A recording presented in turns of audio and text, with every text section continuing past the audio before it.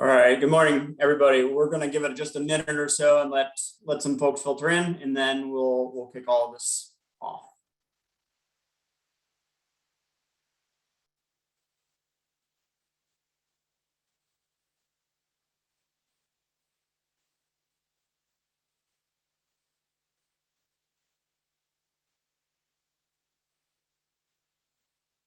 All right, looks like we're holding steady. So good morning or afternoon, depending on where you are. This is the second AMA session for the STRATFI TACFI program, and we are going to do a basic walkthrough of the program structure and try to address any issues that you may have.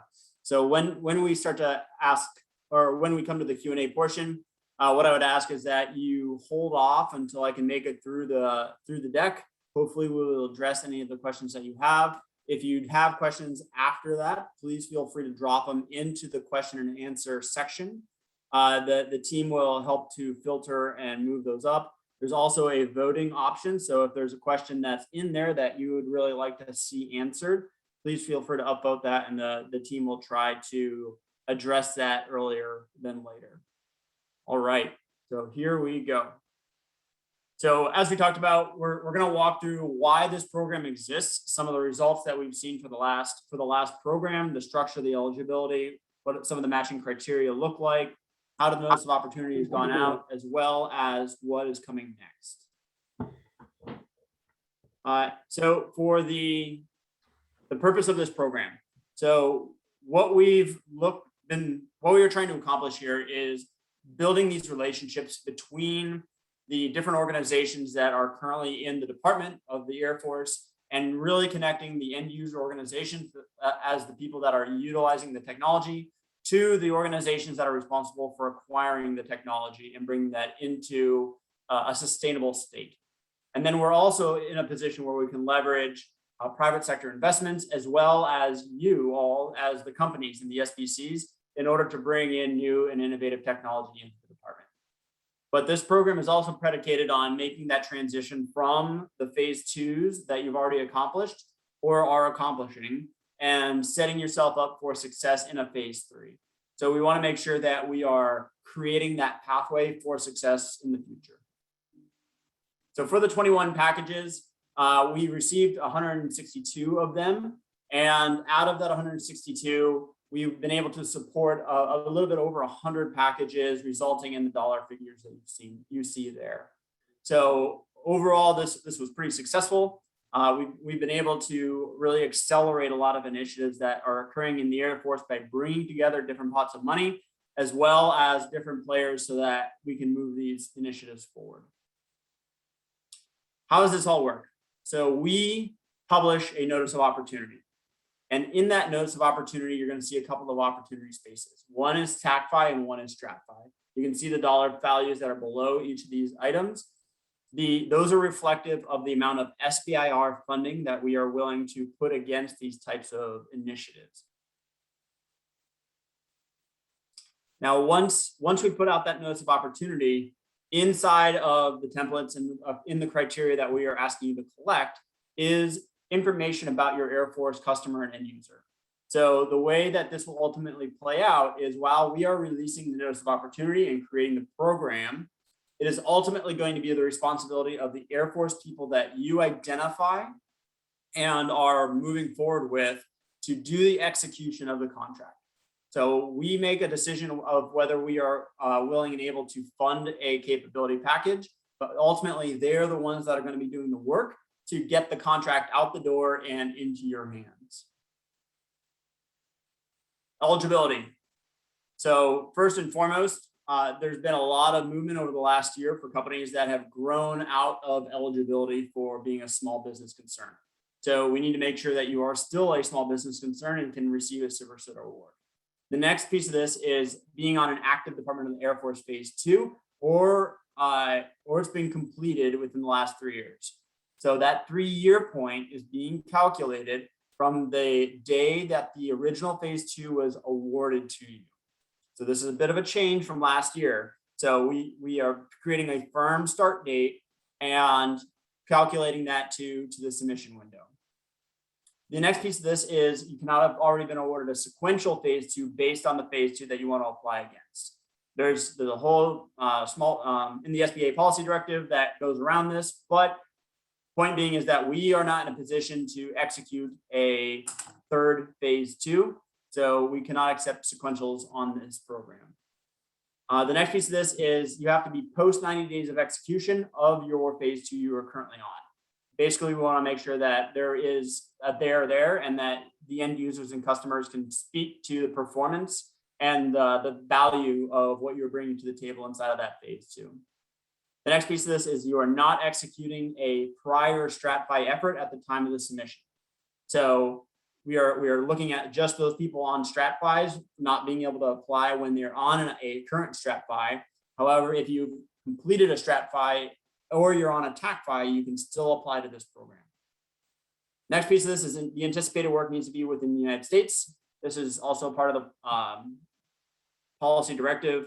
And then for the last two, it's being able to meet the programmatic requirements that we've already published. So getting the required minimum matchings as well as the end user and customer signatures at the appropriate levels.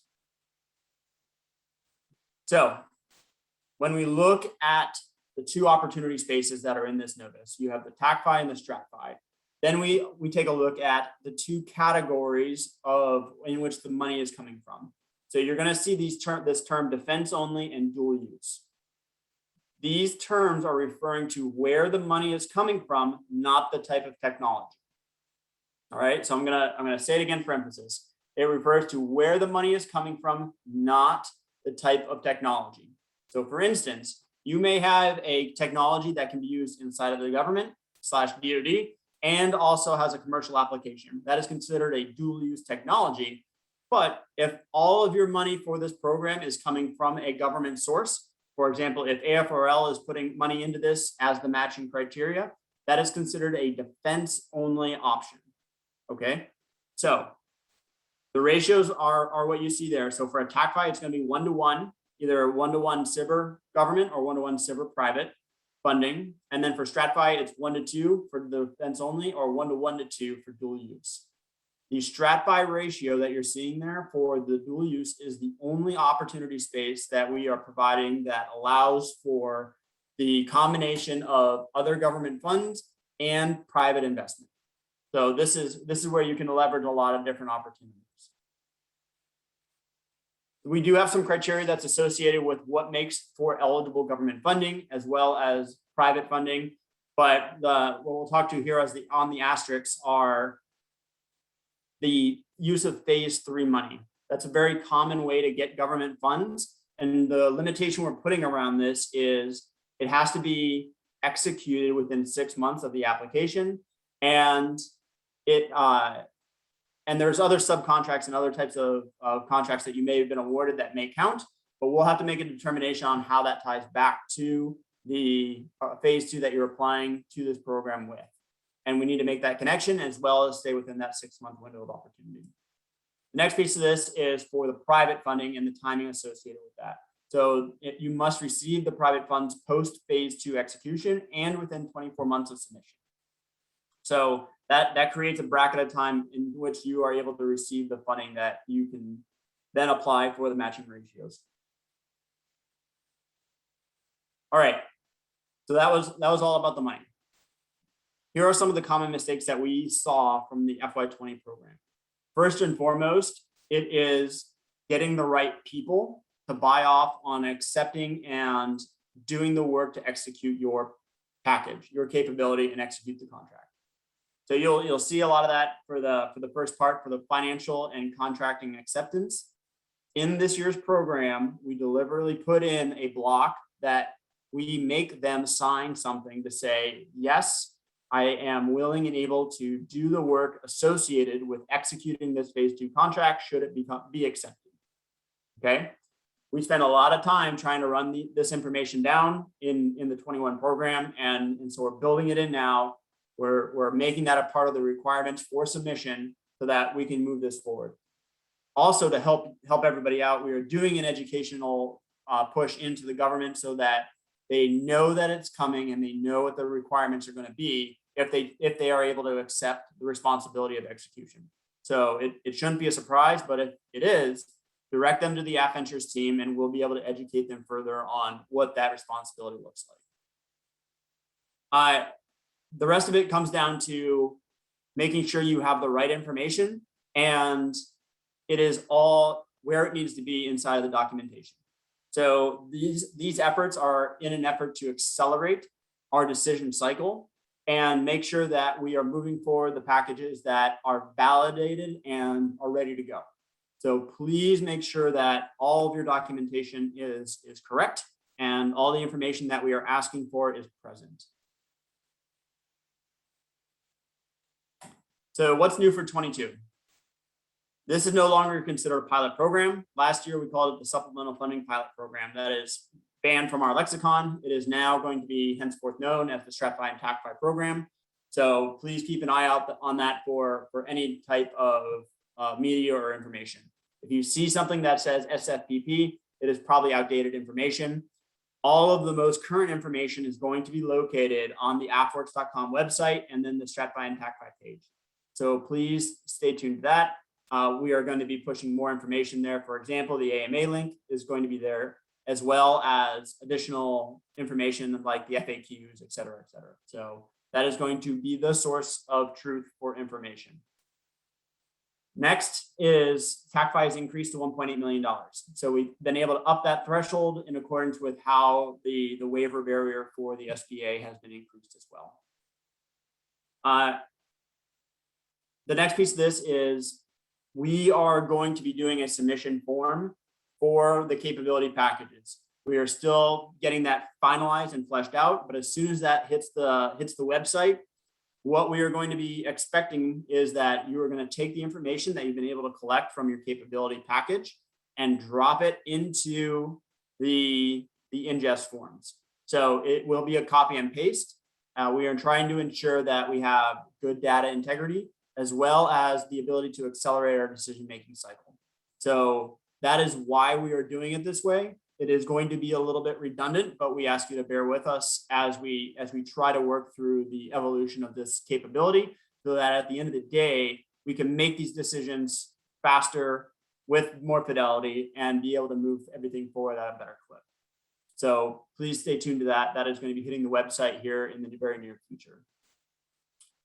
In accordance with this, the other reason we're doing this is so that we can provide feedback to you as to what the status of your capability package is. So once you submit that, you'll get a unique identifier that you'll be able to then go back in and see where you are in the process. And on the next slide or so, I'll show you what that process looks like, but you should be able to then identify, all right, I'm sitting in phase 2 or phase 3 or 5 or whatever. And we'll be able to keep you updated as to where you are in the system as we continue to progress. The AFWERX, the AFVentures at AFWERX.com, or I'm sorry, the AFVentures at AFWERX.af.mil or org box will not be accepting capability packages. That's what we did for 21. We are not going to be doing that for 22. So please do not send them there. They will not be accepted. They will not be counted. They need to go through the ingest. So that is the way we will be accepting capability. However, if you have questions, concerns, that is the place to email to get help from the team. And we'll talk about that in a second as well. All right, details of what is in the packages. So we've sent out notice of opportunity. It has information about all of the templates and how, the formatting that we need them in, the why we are doing these types of activities. There's also guidance associated with each of these items. So you have matching funds guidance. You'll also have other resources to help you along identifying POCs inside of the different departments, or at the very least vectoring you to an organization that may meet the need that you are trying to go after. The next piece of this is a collaboration agreement. We have combined the end user and customer memorandums from last year into one document to ensure that both organizations are on the same page and that they agree to the outcomes, the benefits, all that good stuff. So that is going to be one document and one template. The next piece of this is the money aspect. So we have private funding letters and government funding letters to articulate and capture where the different funding sources are coming from, as well as an Excel sheet that will outline the milestones and the activities that you are going to accomplish, as well as what source of funding is paying for it, and the associated figure. The reason we are doing this is we found a lot of inconsistencies between the milestone charts that we saw coming in for the different packages, as well as how the funds are going to be utilized. So in the 21 program, we pretty much had to do an all or nothing spread for, was it an RDT&E effort or was it not? Because we didn't have the fidelity to say, all right, these things are RDT&E and these things are not, and they're being paid for by separate pots of money. In this year, we are going to be able to capture that fidelity with a minimal amount of additional lift on your part. And so we should be able to then partially fund activities based on how things are going to be broken out. So it won't be an all or nothing spread. We'll be able to say we can fund this, this, and this, and move forward. All right. So please help us help you and articulate what type of money is going to be used to fund what type of activity. I kind of just did that basic overview already, but these are more of the details that are inside each of the packages. So we are going to be asking for more specific and detailed information in each of these phases. And again, this is all information that we had to dig out on the back end, which caused us to have longer turn times in making decisions. So by you providing the information that you have readily available to you, we should be able to accelerate that decision time frame and get you the awards or the decision to fund or not fund at a higher rate than we were previous year. So here's what the process looks like. So we talked about all the documentation, all the upfront work that you need to do. The submission will start you on phase 1. So we will do an initial review of all of the details that you've provided to us, and then progress it deeper and deeper into the process. So phase 2, we have a team of Air Force personnel that take a look at every single package that comes through. And they look at it for different factors. And ultimately, we are going to collect and make a decision on each of those packages based on the feedback and information that you've provided, as well as the reviews from these different folks. So at that point, at number 3, we make a decision to fund or not fund a capability package. Moving deeper into this, if it needs an SBA waiver in order to go above the dollar threshold of $1.8 million, we go and collect that. And then we push all the documentation out to those stakeholders that you identified in your collaboration agreement. So it is critical that you have the right people ready and willing to receive and execute the workload that we are going to be pushing to them in order to do the award. So having those right people and their buy-on ready to go will help accelerate the time to award and get you that working and the dollars faster. And then that's where number 6 is. You get a contract for a phase 2, whether it's a sequential or a phase 2B, which is a modification to your existing active phase 2, and you're off to the races, right? So TACFIs can be up to 2 years, STRATFIs are up to 4 years, and we are moving you forward in that arena. So what's next? So the notice of opportunity is available on the AFWERX.com/STRATFI TACFI website. Please go there, take a look at the documentation. Guidance and those types of documents are there as well. The submission window is still coming up. We are working through the final leg of getting that up and running. So that should be coming in the next few weeks as well. Here are some additional resources that we found helpful for a variety of items. STRATFI TACFI page is going to be your primary source of information. So please go there for information related to the program. You can go and sign up for the AMAs there as well. We have capability and communication on Union if you're part of that platform, and then just the general SIVER websites for other details. If you are going to email questions to the org box, please include the subject so that we can help track and manage those communication pathways a little bit cleaner and get you the information that you're looking for. All right, that is that.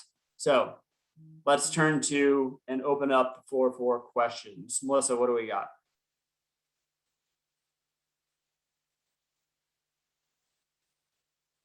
You're muted. There you go. Thumbs up. All right, Greg. We've got 2 questions here concerning submission of multiple TACFIs. So we'll start with the first one. If we already have a TACFI, is it possible to apply for a second TACFI if the second TACFI is related to a different phase 2 contract? I know we went over this, but we've got a couple questions. So if we could reiterate. Yeah, please. so for clarity's sake, yes, you can submit multiple capability packages. They should be related to different phase 2s, but you need to have a 90-day separation between your submissions. All right. So the time between submissions is related to the company, not the phase 2 that it's associated with. All right. Second one is my company has 2 phase 2 awards for different but similar technologies. I want to apply for a TACFI to continue both technologies under one application. Is that okay? Yes, you are allowed to combine technologies that you are developing, but you'll have to base it back to one of them. Okay. So the way that would work is you'll identify and justify the extension of the technology under a phase 2, but I'm assuming that the other technology is already related. So there shouldn't be any issue combining the things that you've already learned into one pathway and moving that all forward. Hopefully that addressed the question. Okay, sounds good. All right, we've got a unique one here, and I'm not familiar with this terminology. This is from Nick Lazardius, and I apologize, Nick, if I butchered your last name. I'm sure I have. So here's his question. SBIR also has some additional matching funds from a program that is called TABE, T-A-B-E, Technical Business Assistant Basics. If this program is available through your SBIR representative, or can we apply after we have been awarded a phase 2 for TABE matching funds? So I'm not quite sure or familiar with TABE, Greg, so I don't know if that's something you are. I've heard the term. Yeah, I've heard the term before, but Nick, can we unmute Nick and see if he can come online and talk to this a second? If you'll raise your hand, I will unmute you.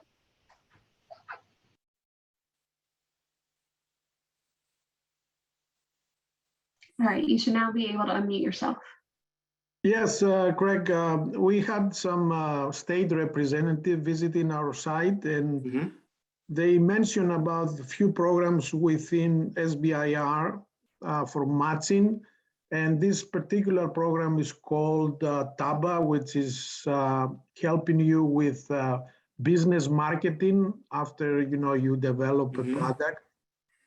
And we didn't know, they told us at the time, they told me that I should have filed a letter for TABA while I filed for phase 2, but I didn't know this program exists. So what they suggested is to reach out to the Air Force and speak to your SBR representative and ask them if we can file. It's just a letter dictating that they will provide us funds to do marketing and pay some of our IP costs. They define where this matching has to be paid, but certainly is related to product marketing. Yeah, so this is, we do not control the source and execution of TABA, the TABA program. I think what you're looking for is not something that we've natively done before. So if you want, I can take your information offline and we may be able to direct you to somebody that has a better handle on TABA specifically. Okay, that'd be great.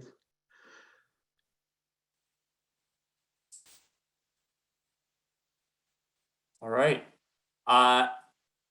Any other questions? Great.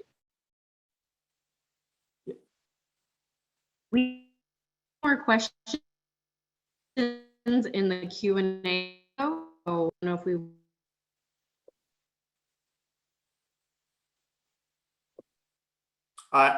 You're breaking up there, Melissa. I didn't catch that.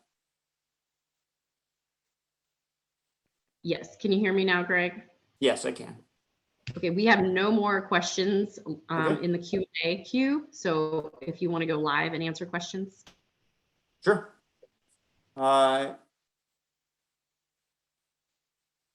Looks like they're rolling in now. Okay. I'll start with the first one that Luis, I don't have a handle on the TABA program, transparently. So that would be something I think you'd have to research on your own.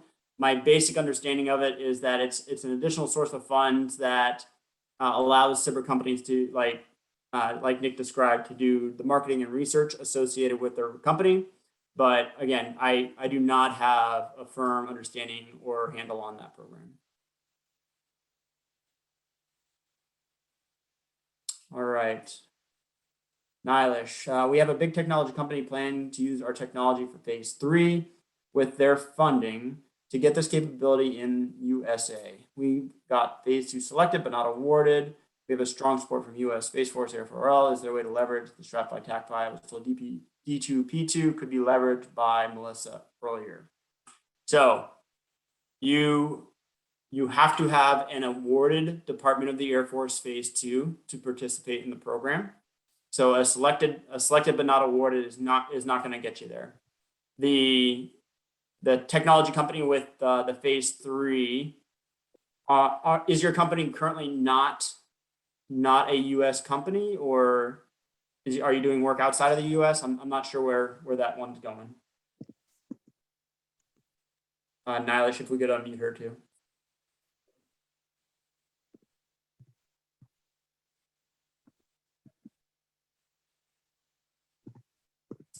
Hello, can you hear me? Greg? Yes, I can. Yeah, we are a US company. We are based in Silicon Valley with office in Arizona.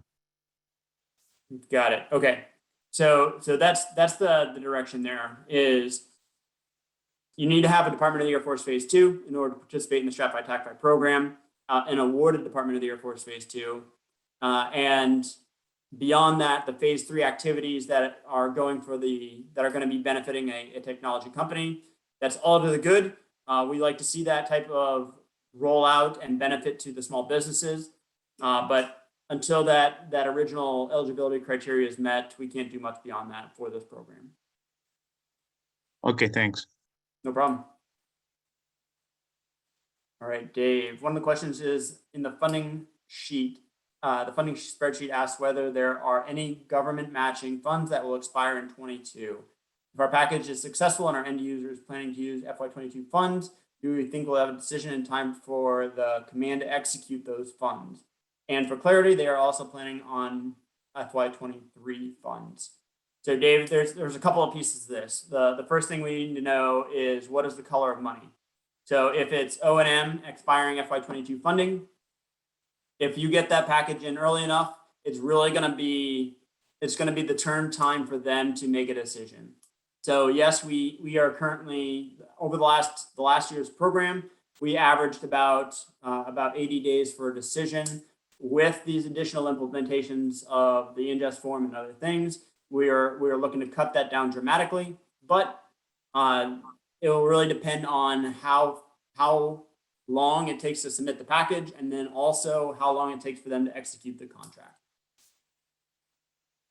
And then for 23 funds, the only thing that we're going to be able to accept for this year's program, the only thing that we can submit for TACFI and accept for TACFI is in-year funding, available funding to execute those TACFIs. If you're doing a STRATFI, the 23 and other dollars is going to be great in order to help articulate what that tail looks like to get up to the higher dollar values. But if it's going to be a STRATFI, it needs to be in your money or available funds. Hey, Greg. Yeah. Gary here, part of the team. I may have incorrectly answered a question, so I wanted to make sure and verify with you. For the phase 2, do they have to be Department of Air Force phase 2s, or can they bring a phase 2 from a different government source, but the customer and end user has to be DAF? Can you clarify? No, so the base phase 2 still needs to be a Department of the Air Force phase 2. Now, when we're talking about the end users and the customers, it must be an Air Force end user. the customer and supporting organization could be other service or a joint organization, but it really will depend on the situation.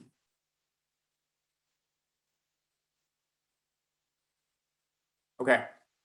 From Anonymous, if a government partner commits to funding a STRATFI over the next 4 years, and then in one of the years the partner can't come up with the money, can we as the company find another source of government funds to ensure the matching ratios are met? Or would the whole STRATFI be canceled if a government partner can't fund each year and every one of the years out into the future? So this is a really interesting question. So the short answer is going to be yes. You can bring in other government partners to fill the gap if your current in-year partner is falling short or bowing out of the funding profile. Now, if it's going to come with mods like to the statement of work or other things, that is something that we'll have to really understand to ensure that we still have the accountability and everything lined up to the original scope of work and that those determinations are good to go. So short answer is yes, you can bring in other partners. More nuanced answer is there's going to be additional work that's going to go along with that. All right, next Anonymous. Can you explain the process for the government customer to use FY22 funds with regard to their contracting office for this TACFI? Do they issue a contract and then AFWERX matches it later or something like that? So the way the money will flow is in the capability package, the original source of funding will be identified. The government partner will sign the memo and say how it's going to be used, et cetera, et cetera. It will flow into your Excel sheet for how that's going to get implemented. The way that the money will get executed, if the matching is we decide to fund it, is that source of funding will be located wherever it is, and we will send over the SBIR money to that office, to that FM shop, and to that contracting office to then get awarded and executed in the same contract. If the original matching funds is unobligated, if it's phase 3 money, then that contracting shop will stand up the new phase 2 or modify the existing phase 2 and obligate those funds from the SBIR pot of money. So that's how that will all play out. All right, Greg. We had Christopher Bowman ask a question earlier. I had responded, and now the question, I can't see it. So Christopher, if we could have him come off mute and ask his question. With regards to an enhanced capability package, but I lost the first part of that question.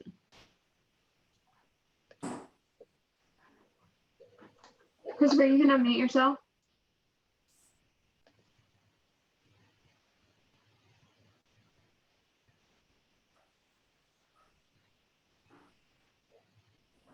Okay, I just did it. Thank you.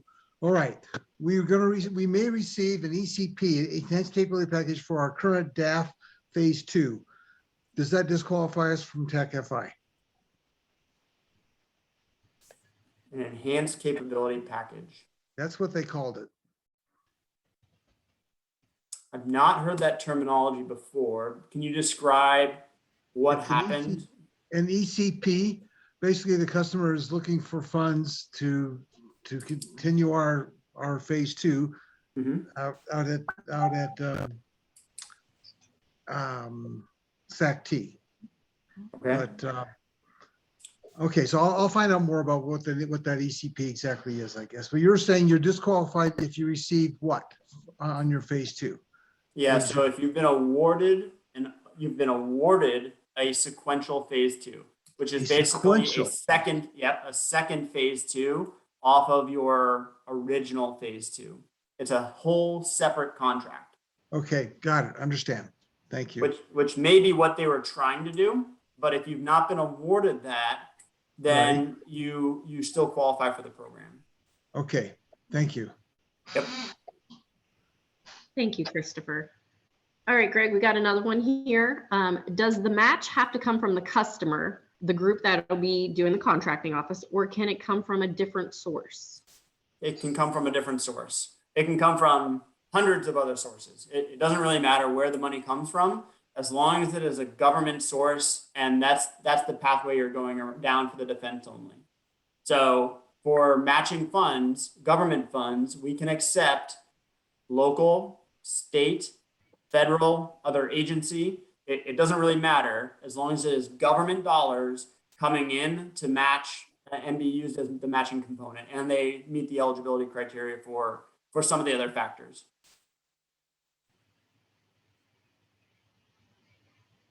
The anonymous for applying for a sequential phase 2. So this, for the Air Force, the Department of the Air Force, this is the program to apply for a sequential phase 2.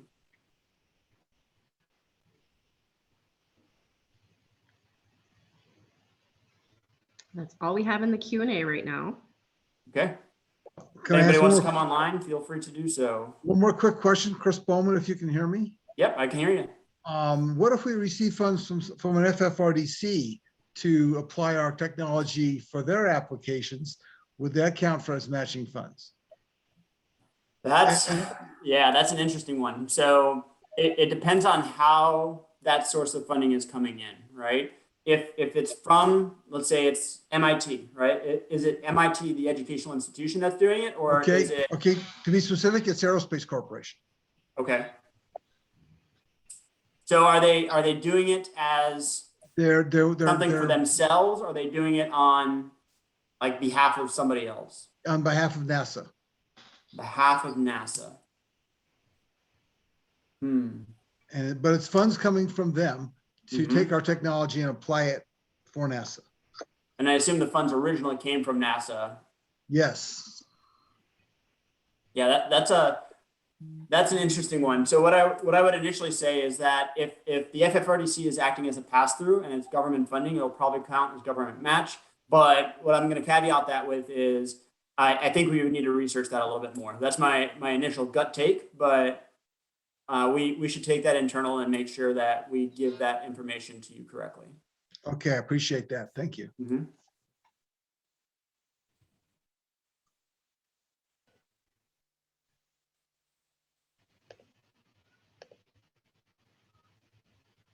All right, Greg, we've got a question with regards of how the money flows. So if you want to just briefly go over the process.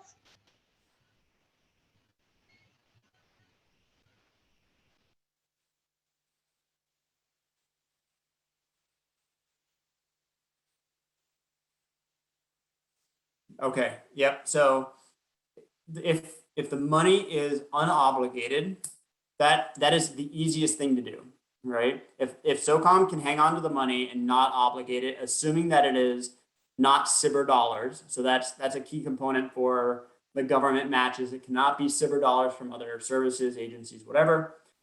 If they have that money and they are going to be the execution arm, so let's say AFSOC is the one that's putting forward this capability as the end user, and then one of the PEOs inside of SOCOM is going to support it. The way that money would flow is SOCOM would hang on to the funds originally. They'd sign the letters. You would submit the capability package, and then we would make a decision to fund or not fund. Assuming that it is a funding decision, that contracting shop that's at SOCOM would execute the phase 2, taking the money from SOCOM, taking the money from us, and execute it all on a phase 2. Now, if SOCOM is getting pushback in order to spend the money or whatever the case may be, that's why we put in that 6-month period to allow for the funding to get executed and allowing that as part of the matching funds for government. So if they want to execute the phase 3, they can get that money obligated. But now we need to understand what the connection between the phase 3 is and the TACFI package that you were putting in for. How do those things relate? How does that money in phase 3 work, benefit the phase 2, TACFI effort, et cetera, et cetera. All of that documentation and what we are looking for is outlined in the memorandums, but it is possible to do it that way as well. But that is how all the money should work together.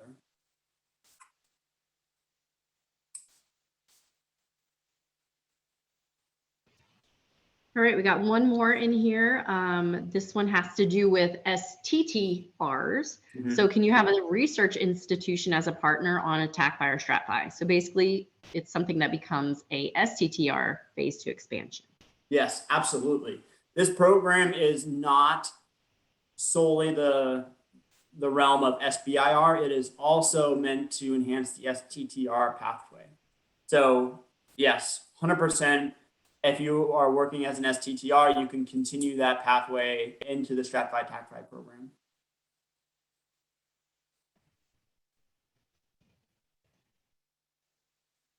So Martin, you can find more sequential information about a sequential phase 2 on the SBA website inside of their policy directive. Chris, when to submit? So we are working on getting that link up and running. It is going to be attached to the AFWERX.com STRATFI TACFI website, and we will send a push notification out far and wide as soon as that becomes available.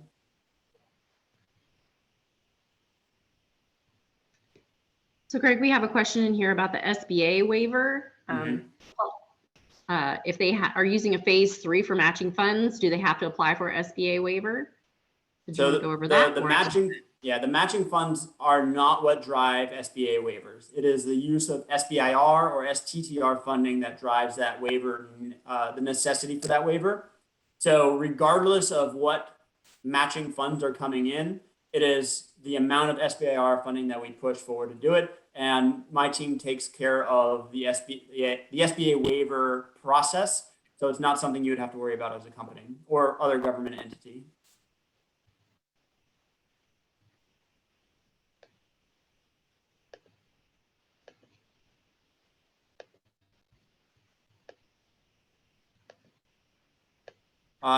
There's one about if you have a phase 2 STTR and you get awarded a TACFI, are you obligated to give money to the research institute, assuming that their contribution is complete? So there is a pathway inside of the policy directive that allows you to go from a phase 2 STTR and then go to a phase 2 SBIR. So you can apply to this program as a phase 2 SBIR, in which case you wouldn't have to give any money to the research institution because that's not the pathway you are applying under. Now, if the question is, if I apply for a phase 2 STTR and I still have that collaborative agreement with the research institute, then yes, you still need to pay them to do the work that you have them on agreement to do.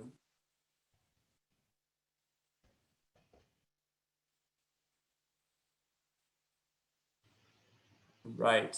What else do we have? We've got nothing else in the Q&A window right now. There's a few hands raised if you want to go to those. All right, let's do Scott. Scott, you should be allowed to take yourself off mute now. Okay, great. Can you hear me? Yes. Our situation is that we are in the middle of phase 2 or near the beginning of it, and it wouldn't be done for another year and a half. And then we would expect a phase 3 at that point to move the technology into the client's realm.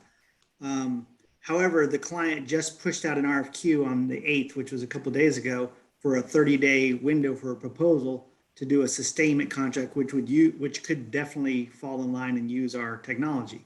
Mm-hmm. If we apply for that, then I would assume that that's awarded on sam.gov. Would that count as phase 3? And if so, my follow-up question to that is, what type of situation should we get into? Should we be the prime or should we be the sub, or does it matter? And where would that money be coming from? Gov if we're the sub, or if we're the prime, obviously it's government funds, but if we're the sub, would that be considered commercial funds that would be matched? Yeah, great question. So there's the stipulations that are around drawing that connection for that use of funds.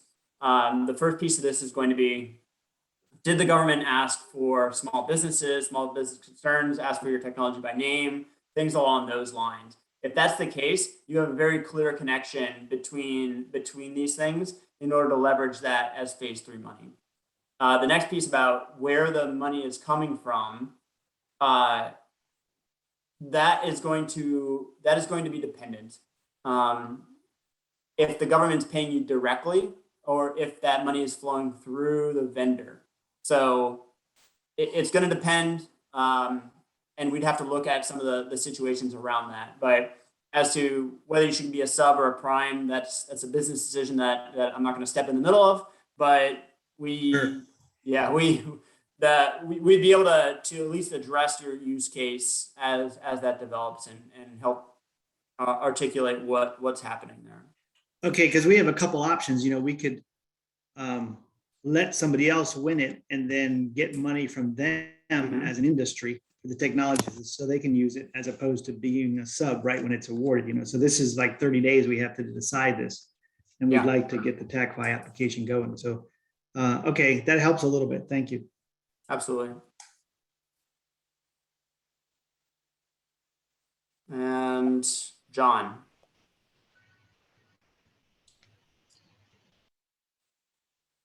All right, hello. So I've been going back and forth with Melissa on this, and either I'm not asking the question right, or maybe I'm not understanding her answer. But so our phase 2 just completed. Excuse me, just completed. Our phase 3 is about to award.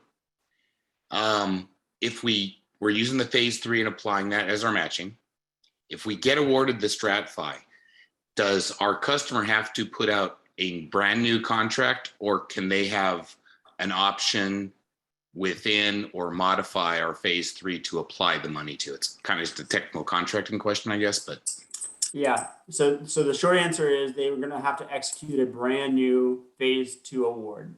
So the reason behind that is phase 3s by definition do not have SBIR funding associated with it. It is pure other government dollars. So they would need to stand up this unique contract in order to execute the SBIR funding that we provide. Okay, but it's not an AFWERX contract, but they need to label it as a phase 2 STRATFI in the name. I mean, does it really not matter? The name of the contract, but yes, in essence, it will become a phase 2 contract that they will award that has certain stipulations like the matching ratios and other components in there to make it a part of this program that can continue on for the next 4 years. Right, but the matching is going to be in the phase 3. So the money that's funding the new contract would be purely from the STRATFI or TACFI, right? Yeah, assuming that all of the money is going to be coming just from that phase 3 contract, then yes, that would be the way that would flow out. Okay, thank you.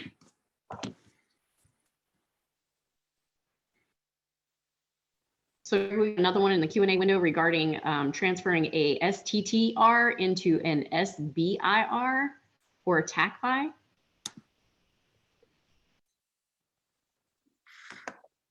So there's nothing official that you have to change.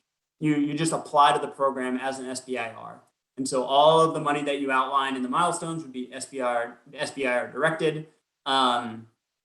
And the wherever your matching sources are coming from, you just document that appropriately. There's not something you have to register or go into a system and change. You just apply to their program as an SBIR capability.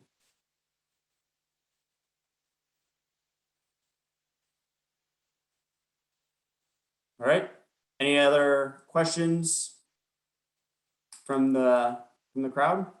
Raise your hand if you have one. Otherwise, please type it in the chat window.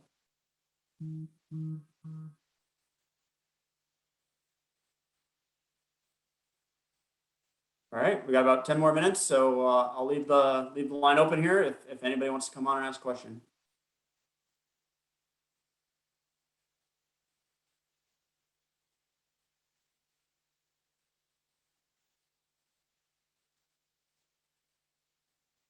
Yes, Thomas, the matching funds do need to be articulated in the Excel sheet.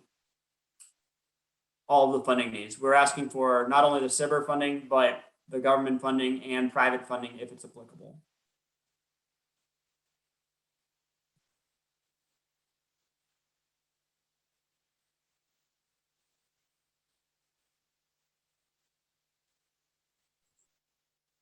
Greg, this is Scott again. So can I reach out to you to get more specific on that sub versus prime and how we can do that? Yeah. So the AFVentures, the website the org box that we have there would be the best place to reach out to. That will allow the entire team to engage on it.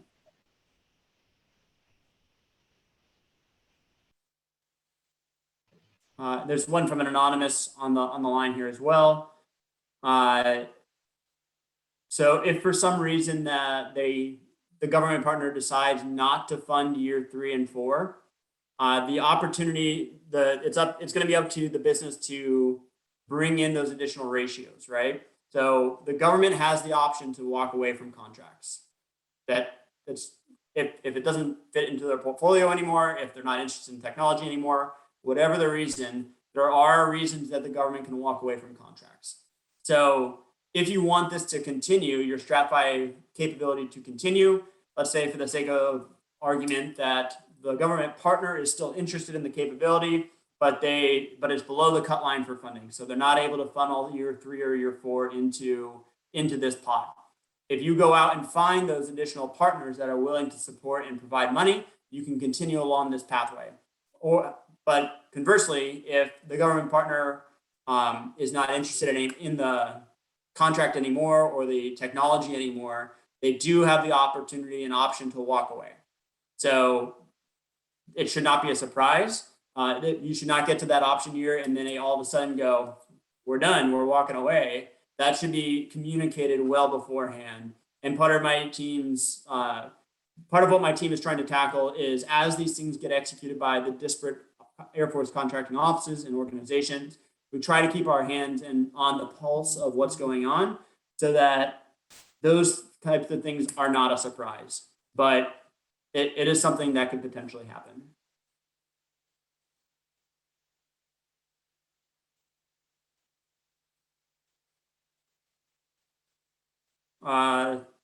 We have a hand. I'm sorry if I butcher it, but Shahir. Yeah, hi. Hi, I have a question. I came a little late, but so I have a customer and they need to spend their money this year, or what is that, FY22. And so how does that work? Like, but they're very anxious about spending it this year, and they don't want to because they get measured on their spend for the year. So what would have to happen contracting wise? Sure. So there's 2 things that could happen, two primary pathways. The first is which they put this money forward as matching funds for the unobligated money forward as matching funds for the program. We make a decision, let's for the sake of argument say it's to fund it. They then turn around and execute the phase 2 funds. That'll probably happen in the August, September timeframe if they have those funds that need to happen, get obligated. The next piece of that is if they are not willing to hold on to those funds until that August, September timeframe, they could execute a phase 3 contract. And then this ties back to the earlier conversation of they put that money forward as the matching, but they need to be able to relate that and tell us how that phase 3 is tied to the TACFI effort. So as long as it's within 6 months of the capability package submission, you should be clear to leverage that phase 3 for the matching requirement. But again, it all needs to get tied together. Okay, but that assumes that everything will work out by August. Like, so the phase 3 contract can be executed and obligated now. Like you don't have to wait. So that is how they could get their money out the door on contract, and then you can still apply to this program and leverage that money without them being fearful of it getting taken from them. Okay, but the first case you had mentioned was if it gets awarded by August. Then yep. So there's risk. There is some risk that's associated with that, but it's a cleaner path, right? There's less contracts to manage. All of the statement of works and everything else is on one contract, one SAO. And so it becomes a cleaner path, but they may have to break up the effort a little bit in order to get them executed on 2 contracts, get the money done in 2 pots and pathways, and then it just becomes a little messier, but it's still possible. And then the phase 3, so if they, seems like the phase 3 is the best option. So if they do a phase 3 and then AFWERX awards it, does the contract change? So phase 3 is not awarded by AFWERX. In fact, this TACFI phase 2 would not be awarded by AFWERX either. That's why it's important for you to identify a contracting officer on their side that is willing and able to do the work. But going back to that phase 3 is going to be executed by them, their contracting shop, to do something, right? Whatever that something may be. That work that you outline in the phase 3 needs to get tied back to the phase 2, which they are also going to execute, but it will happen at a later date. Okay, so do you split up the milestones, then you do some in phase 3 and then some in, suppose it, the new phase 2? Right. And they issue that new phase 2, or AFWERX issues that new phase 2? They do. Okay. Yep. We at AFWERX do not execute these contracts. That is why we are asking you to identify contracting officers and FM personnel that are willing and able to execute, because we are not going to do it. And in the end, if you do the phase 3 route, you get phase 3 and a phase 2. Correct. Okay, so it doesn't get smashed into one big phase 2 or something. Correct. Yep. Okay, and the first option you mentioned was basically wait till AFWERX makes a decision by August, and then their contracting officer would make one phase 2. Correct. Okay. And the timelines are notional, right? But that's how that would happen, is we would make a decision to fund, and then all of the money would go to that FM and contracting shop, and they'd put it all in one contract. Okay, so phase 3 sounds better. Okay, thank you. Mm-hmm.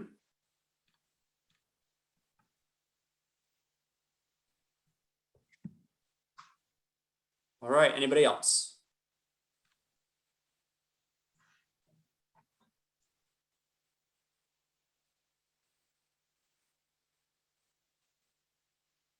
All right, I think we're hitting the 2-minute warning, so we got time for one more.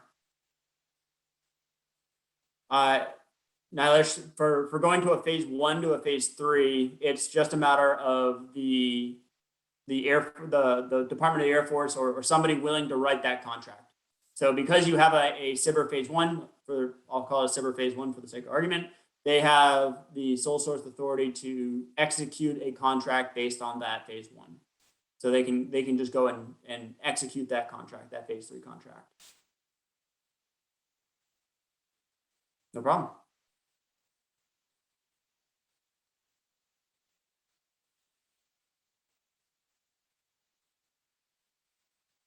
Yes, for anonymous. Does the 3-year max period for phase 2 start from the day that it is awarded? Yes, so for the eligibility criteria, we are looking from the day of award of the phase 2 to now.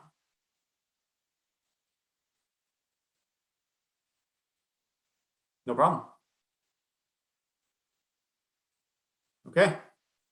Maybe one more quick one if we have the time. Greg, you mentioned if the contract specifically asks for our technology by name, if it can be counted for a phase 3, and if they said that they wanted upgraded technology and we were going to give them this new upgraded technology, they're not specifically asking for us because they're putting it out on the open market, obviously. Yep. Mm-hmm. How would that just be a verbiage in how we write the phase 2 once we get the application in?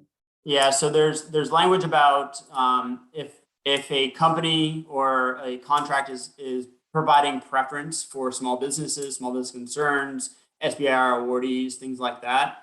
That is a good pathway to allowing for those funds to be considered matching. Okay, so it's an issue if they are not doing that. If it's just open to anybody and it's not specifically calling our technology, it's a long shot if that would even be counted as a phase 3 fund. Yes. Gotcha. Thank you. Mm-hmm. Eric, so for the tie-in, it is in the government funding memo. and it is how they articulate where the matching fund is coming from. And then if we ask them if it is a phase 3, how is it going to relate to the phase 2 effort? And yes, Jim, colors of money absolutely matter.